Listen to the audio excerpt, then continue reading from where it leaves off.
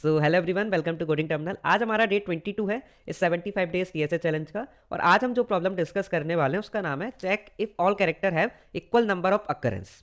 बहुत easy problem है, simple सी। हमको स्ट्रिंग गिवन है और स्ट्रिंग में हमको चेक करना है सारे कैरेक्टर की अकरेंस, मतलब उन सारे कैरेक्टर की फ्रीक्वेंसी चेक करनी है। अगर सारे कैरेक्टर की फ्रीक्वेंसी सेम है तो ट्रू रिटर्न कर देंगे, एल्स फॉल्स। ठीक है, ये एग्जांपल देखते हैं।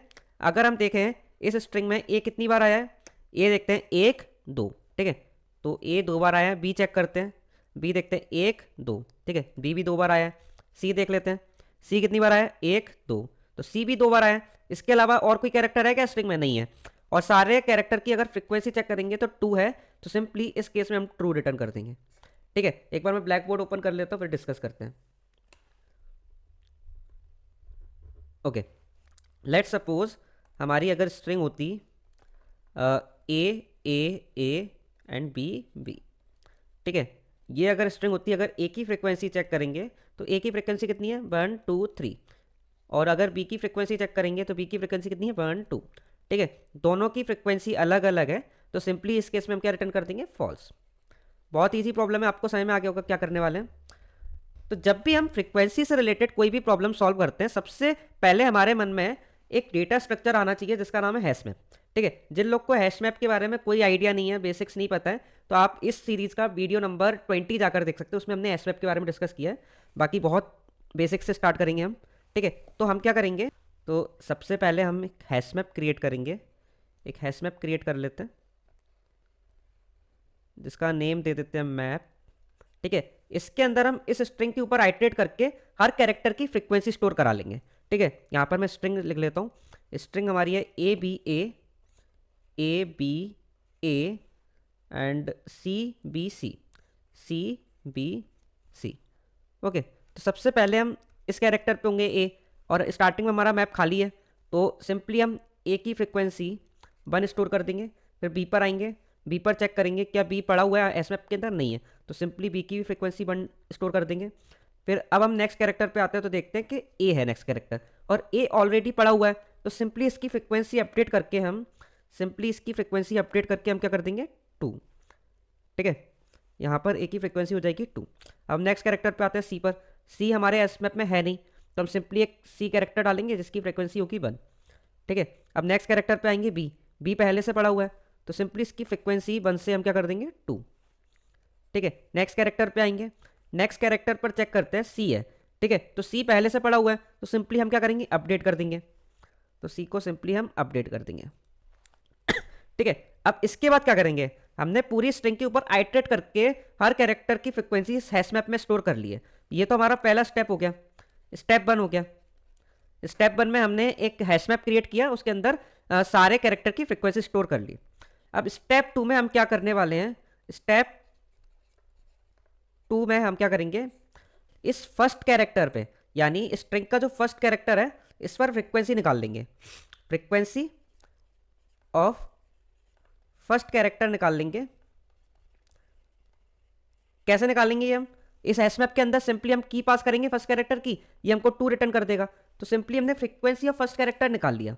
फिर बाकी कैरेक्टर पे ऊपर आइटरेट करके यहां से लेकर यहां तक हम हर कैरेक्टर की फ्रीक्वेंसी चेक कर लेंगे। अगर कहीं पर भी फ्रीक्वेंसी नॉट इक्वल टू ये जो फ्रीक्वेंसी हमने फर्स्ट कैरेक्टर की निकाली है, इसकी इक्वल नहीं मिलती है, तो सिंपली हम रिटर्न कर देंगे false else true.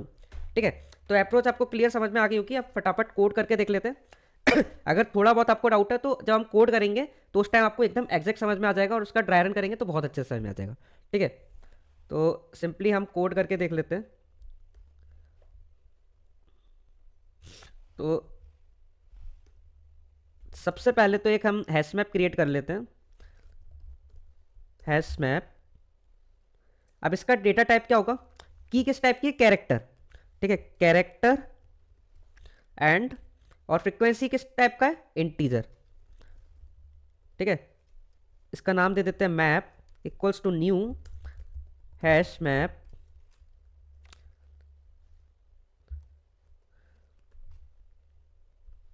Hash map का एच कैपिटल। ओके, तो सबसे पहले तो हमने एक हैश मैप क्रिएट कर लिया। अब सिंपली इस स्ट्रिंग के ऊपर हमको आइटरेट करना है।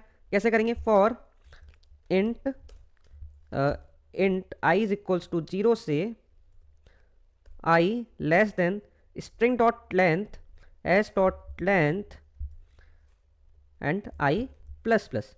ठीक है, अब इस इंडेक्स पर हम कैरेक्टर निकाल देते हैं सबसे पहले। Char c h equals to s dot char at i. Okay, हमने कैरेक्टर निकाल दिया। अब सिंपली इसको हमको हमारे डेटा स्ट्रक्चर हमने बनाया हैश मैप के अंदर पुट करना है। तो सबसे पहले तो हम चेक कर लेंगे क्या पहले से पढ़ा है, तो हैश मैप। ठीक है, इफ अगर पहले से पढ़ा होगा हैश मैप के अंदर हमारी ये जो कैरेक्टर है अगर ये पहले से पढ़ा है तो सिंपली उसकी फ्रीक्वेंसी अपडेट कर देंगे। ठीक है, if hash map dot, hash map का नाम हमने क्या दिया, map. Okay, map dot contains की कौन सी, सी एच। ठीक है, अगर कंटेन्स करती है तो सिंपली हम अपडेट कर देंगे map dot put C H and map dot get character +1। हमने फ्रीक्वेंसी +1 करके अपडेट कर दी। ठीक है, एल्स में क्या आएगा, मतलब पहले से नहीं पड़ा हुआ है कैरेक्टर हमारे हैश मैप में, तो सिंपली हम एक नया कैरेक्टर और उसकी फ्रीक्वेंसी बन करके स्टोर कर देंगे। तो मैप डॉट पुट, एक नई की वैल्यू पे स्टोर कर रहे हैं, मैप डॉट पुट कैरेक्टर और फ्रीक्वेंसी इसकी क्या होगी 1। ओके, ठीक है, ये तो हमारा स्टेप 1 खत्म हो गया जहां पर हमने हमारा हैश मैप क्रिएट कर लिया है। ठीक है, हैश मैप के अंदर हर कैरेक्टर की फ्रीक्वेंसी स्टोर करा ली है। ठीक है, इसके बाद हमारा स्टेप 2 आता है। स्टेप 2 के अंदर हमको क्या करना था, हमको पहले कैरेक्टर, जो पहला कैरेक्टर स्ट्रिंग के अंदर उसकी फ्रीक्वेंसी निकालनी है। तो वो कैसे निकालेंगे, इंट फ्रीक्वेंसी। सबसे पहले तो पहला कैरेक्टर ही निकाल लेते हैं, कैरेक्टर ch1 इक्वल टू कैसे निकालेंगे, s dot char at 0th index पर पड़ा होगा पहला कैरेक्टर। ठीक है, अब इस कैरेक्टर पर फ्रीक्वेंसी कैसे निकालेंगे, int frequency equal to hash, जो हमने हैश मैप बनाया उसके अंदर पड़ा होगा, मैप डॉट गेट कैरेक्टर 1। ठीक है, तो यहां पर फर्स्ट कैरेक्टर की फ्रीक्वेंसी आ गई। अब सिंपली हम वापस से हमारी स्ट्रिंग के ऊपर आइट्रेट करके चेक कर लेते हैं हर एक कैरेक्टर की फ्रीक्वेंसी कितनी है। अगर कहीं पे भी इस फ्रीक्वेंसी के इक्वल नहीं मिली तो सिंपली रिटर्न फॉल्स कर देंगे। ठीक है, तो for int I is equals to, अब 0 पर तो हमने चेक कर ही लिया है, फ्रीक्वेंसी 0 कैरेक्टर की निकाली है, तो 1 से चलाएंगे इस लूप को। आई इज इक्वल्स टू 1 से i less than s dot length and i plus plus. ठीक है, कैरेक्टर निकाल लेते हैं, character c h equal to s dot char at i. Okay, अब इस कैरेक्टर पर, इस पोजीशन पर क्या फ्रीक्वेंसी है, इफ चेक कर लेते हैं, अगर बराबर नहीं है तो सिंपली रिटर्न फॉल्स कर देंगे। इफ फ्रीक्वेंसी, जो हमारी फर्स्ट कैरेक्टर की फ्रीक्वेंसी है वो नॉट इक्वल टू है हैश मैप डॉट गेट इस कैरेक्टर पर, जिस पोजीशन पर हम खड़े हैं वहां पर जो फ्रीक्वेंसी निकालना है, अगर इससे नॉट इक्वल मिल जाती है तो सिंपली हम क्या कर देंगे, रिटर्न फॉल्स। ठीक है, और इसके बाद अगर ये पूरा लूप चल जाता है यानी हर कैरेक्टर पर फ्रीक्वेंसी सेम रहेगी तो इसके बाद हम सिंपली क्या कर देंगे, रिटर्न ट्रू। ठीक है, अब इस कोड को एक बार हम चलाकर देख लेते हैं। हैश मैप, यहाँ पर मैप आएगा कौन सी लाइन नंबर 24। यहाँ पर HM लिख दिया मैंने, ये मैप नेम है हमारे हैश मैप का। ओके,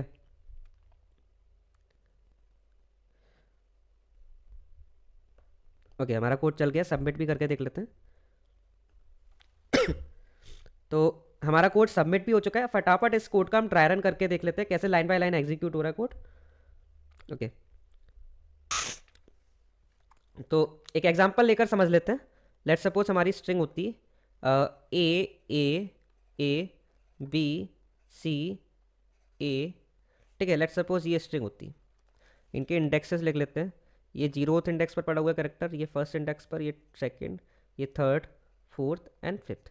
ठीक है, सबसे पहले हम एक हैश मैप क्रिएट कर लेते हैं। एक हैश मैप क्रिएट करेंगे, पहली लाइन चलेगी। ठीक है, ये हमारा मैप बन गया है। ठीक है, तो अब ये वाला लूप चलेगा। आई इज इक्वल्स टू 0 पर कौन सा कैरेक्टर पड़ा हुआ है, सी एच इक्वल टू हो जाएगा हमारा ए। ठीक है, ए पड़ा हुआ है। ठीक है, अब सबसे पहले इफ कंडीशन में चेक करेगा क्या इसके अंदर पहले से पड़ा हुआ है ए, नहीं पड़ा है, तो एल्स कंडीशन चलेगी, मैप डॉट पुट कैरेक्टर 1, यानी एक नया पेयर फॉर्म होके इसके अंदर हम डाल देंगे, क्या डालेंगे, A:1। ठीक है, अब i इज इक्वल्स टू 1 के लिए चलेगा, i इज इक्वल्स टू 1 पर कौन सा कैरेक्टर है, यहाँ पर भी ये पड़ा है। अब इसके बाद हमारी ये इफ कंडीशन चलेगी, चेक करेगा क्या मैप के अंदर पहले से ये की प्रेजेंट है, हाँ पहले से प्रेजेंट है, तो क्या करेगा, सिंपली इसकी वैल्यू अपडेट कर देगा, मैप डॉट पुट इस कैरेक्टर पर मैप डॉट गेट, मतलब अभी जो फ्रिक्वेंसी है, अभी क्या फ्रिक्वेंसी 1, उसमें +1 कर दो, यानी कि सिंपली हमारा क्या हो जाएगा, ए की फ्रिक्वेंसी हो जाएगी 2। ठीक है, अब i इज इक्वल्स टू 2 के लिए चलेगा, i इज इक्वल्स टू 2 पर क्या पड़ा हुआ है, कैरेक्टर पड़ा हुआ है a, तो सिमिलरली फिर से इफ कंडीशन चलेगी। ठीक है, क्योंकि a पहले से पड़ा हुआ है तो इसकी फ्रिक्वेंसी क्या हो जाएगी, इसकी फ्रिक्वेंसी हो जाएगी 3। ठीक है, अब इसके बाद i इज इक्वल्स टू 3 के लिए चलेगा, i इज इक्वल्स टू 3 पर पड़ा हुआ है कैरेक्टर b पहले से प्रेजेंट नहीं है तो एल्स केस चलेगा, एक नया पेयर फॉर्म होगा। ठीक है, तो B:1 यहाँ पर आ जाएगा, i इज इक्वल्स टू 4 के लिए चलेगा, i इज इक्वल्स टू 4 पर क्या कैरेक्टर है, कैरेक्टर इक्वल टू हो जाएगा C। ठीक है, C एक नया कैरेक्टर है तो सिंपली जाकर इसके अंदर स्टोर हो जाएगा C:1। ठीक है, अब i इज इक्वल्स टू 5 के लिए चलेगा, i इज इक्वल्स टू 5 पर क्या कैरेक्टर पड़ा हुआ है, कैरेक्टर पड़ा हुआ है A।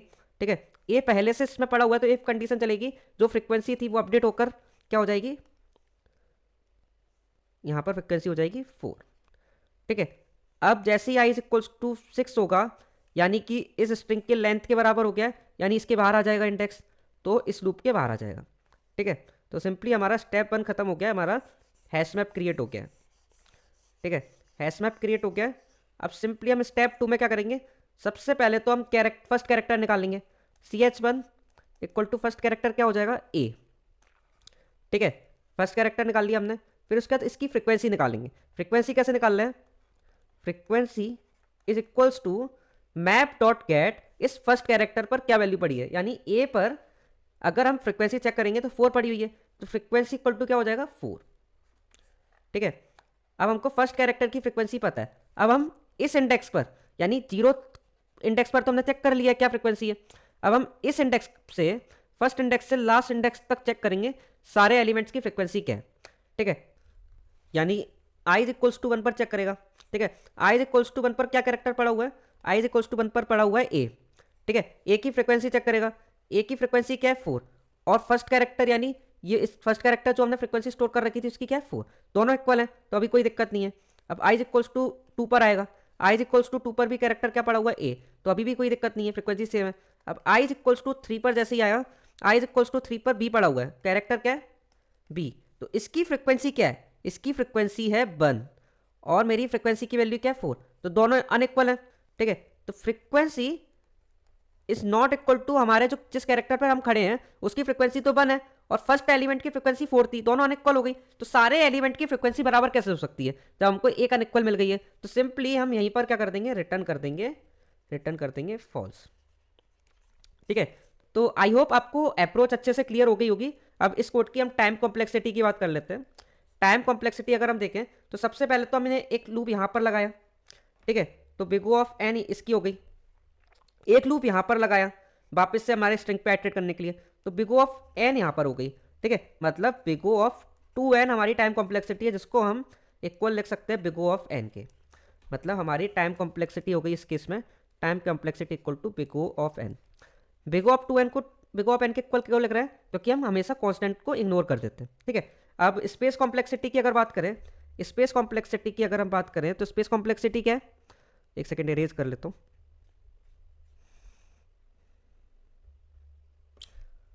ओके, अगर हम स्पेस कॉम्प्लेक्सिटी की बात करें तो सिंपली हम एक डेटा स्ट्रक्चर यूज कर रहे हैं हैश मैप का। ठीक है, तो इसका साइज क्या ले रहे होंगे, मैक्सिमम इसका size big O of n होगा।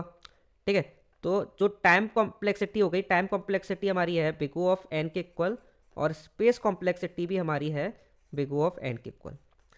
ठीक है, तो आई होप आपको ये प्रॉब्लम बहुत अच्छे से समझ में आ गया होगा और ड्राई रन भी इसका समझ में आ गया होगा। अगर समझ आ गया तो एक बार कमेंट पे लिख दीजिए कि समझ आ गया है, या कुछ भी अच्छा सा कमेंट कर सकते हैं, बहुत मेहनत लगती है वीडियो बनाने में। तो मिलते हैं हम अगले वीडियो में। Thank you so much guys for watching this video, thank you so much.